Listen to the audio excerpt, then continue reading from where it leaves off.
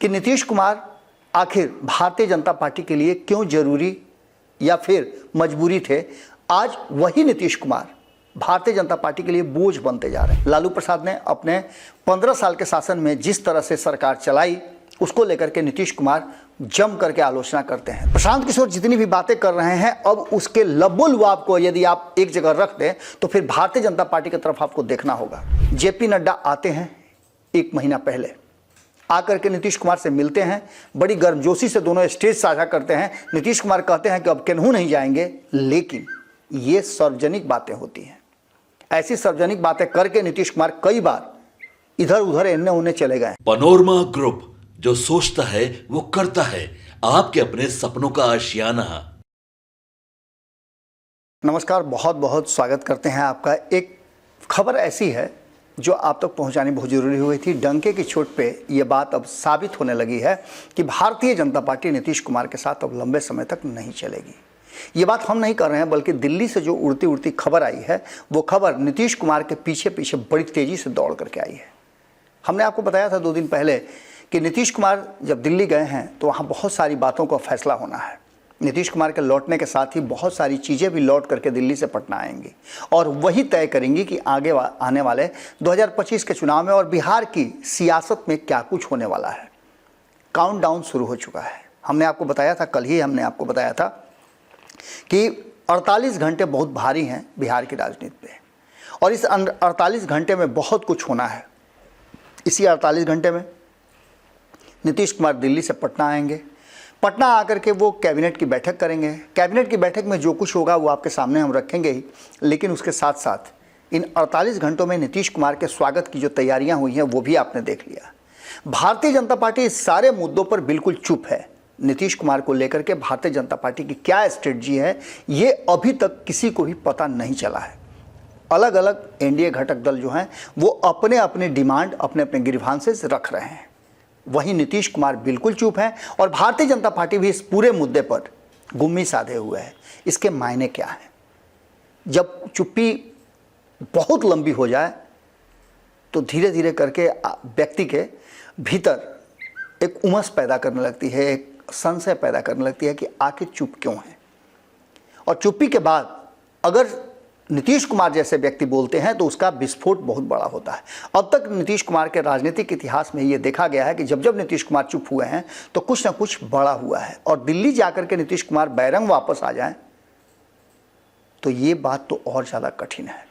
जो वर्तमान परिस्थिति बनी है उसमें डंके की चोट पे हम आपको बता रहे हैं कि नीतीश कुमार को रेस से बाहर करने का प्लान बन चुका है। अब ये प्लान नीतीश कुमार पर कब से एग्जीक्यूट किया जाएगा, आज, कल, परसों या कब, ये देखना दिलचस्प होगा। हमने कल ही आपको खबरों में बताया था कि नीतीश कुमार आखिर भारतीय जनता पार्टी के लिए क्यों जरूरी या फिर मजबूरी थे। आज वही नीतीश कुमार भारतीय जनता पार्टी के लिए बोझ बनते जा रहे हैं। क्यों बोझ बन रहे हैं, हम आपको ये बात बताते हैं। नीतीश कुमार को लेकर के जो उनके 19 साल यानी 2025 के चुनाव से पहले 20 साल का जो उनका कार्यकाल रहेगा, उस कार्यकाल को लेकर के जो भी चीज़ें सामने रखी जा रही है वो तुलनात्मक हो गई हैं अब लालू प्रसाद से। लालू प्रसाद ने अपने 15 साल के शासन में जिस तरह से सरकार चलाई उसको लेकर के नीतीश कुमार जम करके आलोचना करते हैं। तो वहीं आपको बता दें कि नीतीश कुमार के इन 20 सालों के 19 सालों के अब तक के शासन को लेकर के अलग अलग राजनीतिक दल और नेता चर्चा कर रहे हैं। प्रशांत किशोर जो कि पार्टी नहीं बनी है, आप खबर सुन रहे होंगे, उसके 24 घंटे के बाद उनकी पार्टी का नाम अनाउंस होगा। उससे पहले ही प्रशांत किशोर ने पूरी तरह से नीतीश कुमार का बखिया उधेड़ के रख दिया है। नीतीश कुमार के 19 साल के शासन को लेकर के एक एक लोगों को, जिन जिन क्षेत्रों से वो गुजरे हैं उन सभी क्षेत्रों से 2 साल में लोगों को अवेयर किया है और बताया है कि क्या नीतीश कुमार ने इन 19 सालों में नहीं किया है। आपके लिए नीतीश कुमार ने कुछ नहीं किया है, बल्कि अपनी कुर्सी बचाने के लिए नीतीश कुमार ने कई स्वांग रचे हैं। जिन लोगों के विरुद्ध उन्होंने चुनाव लड़ करके बिहार की गद्दी प्राप्त की, उन्हीं लोगों के साथ जाकर के नीतीश कुमार ने कहीं ना कहीं बिहार के जनता के साथ धोखा किया है। प्रशांत किशोर जितनी भी बातें कर रहे हैं, अब उसके लबो-लुआब को यदि आप एक जगह रख दें तो फिर भारतीय जनता पार्टी की तरफ आपको देखना होगा।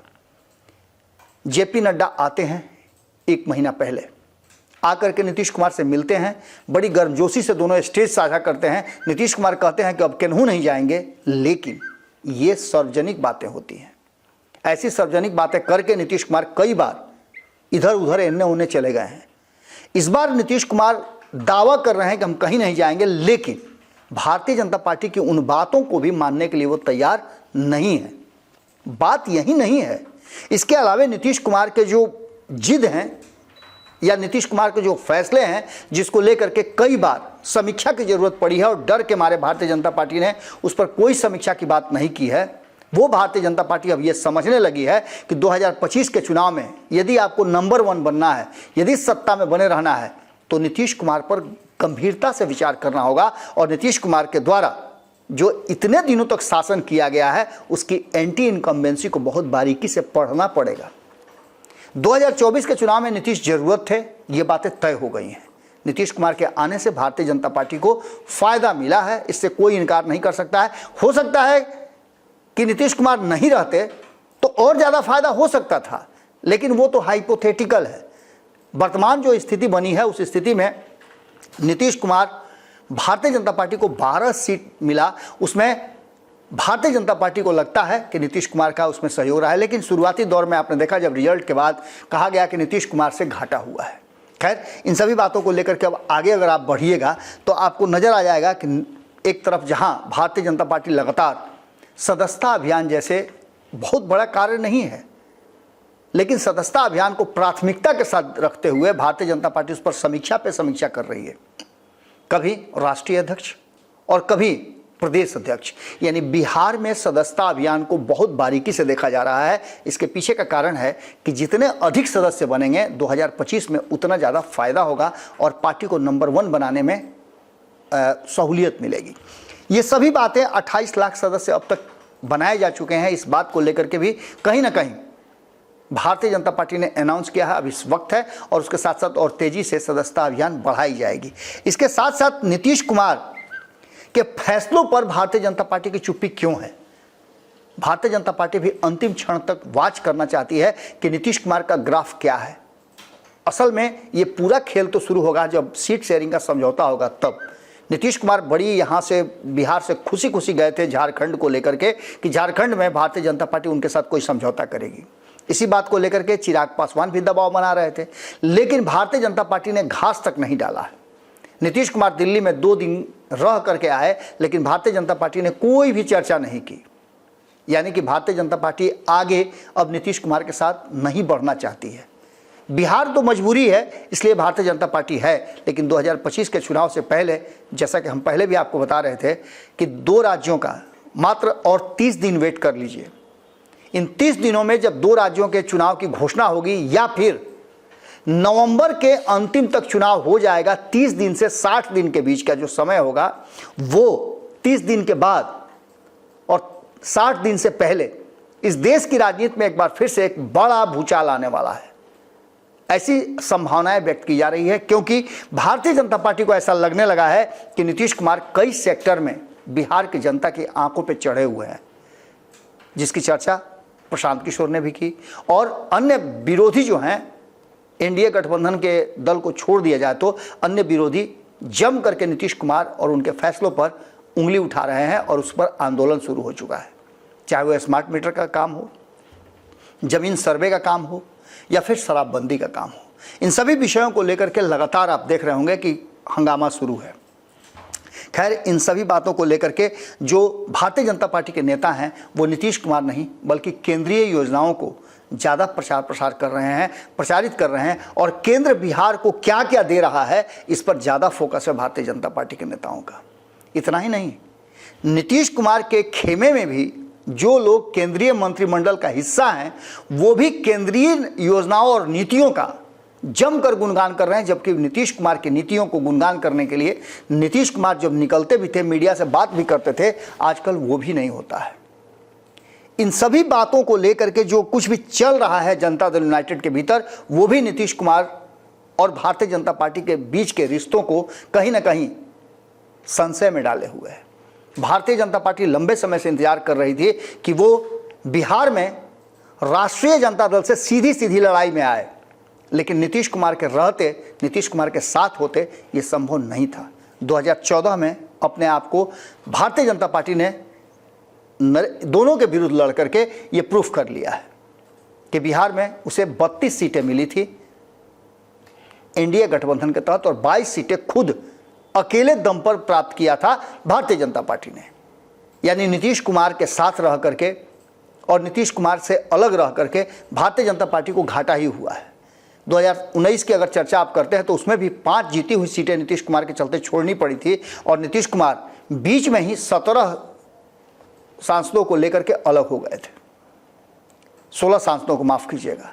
ये भी एक बड़ी बात थी जो भारतीय जनता पार्टी के लिए दंश है। आज भी नीतीश कुमार के पास 12 सांसद है जिस पर भरोसा नहीं किया जा सकता है। ऐसी स्थिति में निश्चित रूप से अमित शाह की स्ट्रेटजी भीतर ही भीतर चल रही है, वो एग्जीक्यूट हो सकती है। इन सभी विषयों को अगर गंभीरता से देखा जाए तो एक बात साफ लग रहा है कि जिस तरह से नीतीश कुमार का ग्राफ गिरा है और नीतीश कुमार के वोट बैंक पर सेंधमारी अलग अलग खेमे से शुरू हो गई है, जिसमें प्रशांत किशोर जबरदस्त सेंधमारी कर रहे हैं। ऐसी स्थिति में नीतीश कुमार अगर भाजपा से या एनडीए से बाहर रहें तो उसका फायदा भारतीय जनता पार्टी को मिल सकता है, एनडीए को मिल सकता है।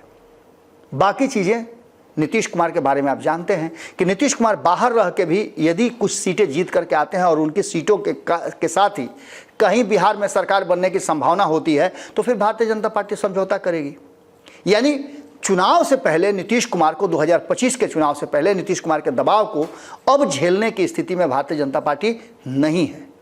यही कारण है कि न तो पटना में और न ही दिल्ली में भारतीय जनता पार्टी ने नीतीश कुमार को घास डाला। यानी कि सीधी तौर पे नीतीश को रेस से बाहर करके भारतीय जनता पार्टी खुद स्टीयरिंग संभालना चाहती है और आगे बढ़ना चाहती है। 30 से 60 दिनों का एक टेन्योर है जिसमें सब कुछ आपके सामने क्रिस्टल क्लियर होकर के सामने चला आएगा। जैसे ही इन 2 राज्यों के चुनाव के परिणाम आएंगे, आज आप जब खबर सुन रहे होंगे तो वोटिंग चल रही है और वोटिंग के बाद जब 4 तारीख को परिणाम आएंगे तो बहुत कुछ चीज़ें साफ होकर के आएंगी। जुड़े रहिए भारत लाइव के साथ।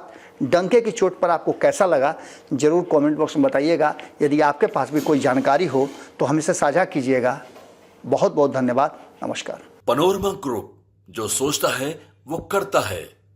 अगर ये वीडियो पसंद आई और वह बिहार के राजनीति और बिहारियत से सरोकार रखेनी तो सब्सक्राइब बटन दबा के चैनल के सब्सक्राइब कर ली।